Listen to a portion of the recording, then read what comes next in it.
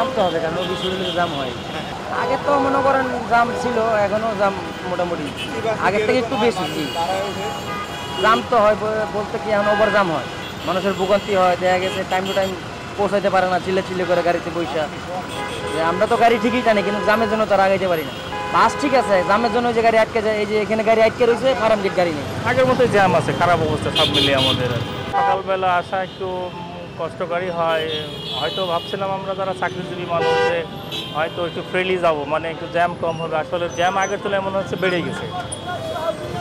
সেক্ষেত্রে এইদিকে না কমাই অফিস টাইম যদি 6টার জায়গায় 5টায় ছুটি হতো, সেদিকে মানে বেটার হতো। সকাল 10টার দিকে আগে জ্যাম পড়তে, এখন এই জ্যামটা পরে সকাল 7টার দিকে প্রচুর জ্যাম। বিকালে জ্যাম এমন একটা পাই না, 2:30টার দিকে জ্যাম পাওয়া যায়। এটার জন্য তেমন কোনো হিমশিম খাওয়া লাগে না, কারণ আগে যে জ্যামটা অন্য সময় হতো, এখন সেটা 3টার সময় আর কি, মানে অফিস ছুটি হওয়ার পরে তখন আধা ঘন্টা হচ্ছে জ্যাম বা যেটা স্বাভাবিক চাপ থাকে সেরকমই আর কি। এটা অন্য সময় হয়তো 5টার সময় হতো, এখন এটা 3টা 3:30টার সময় হয়, এইটাই আর কি, এছাড়া তেমন কোনো সমস্যা নেই।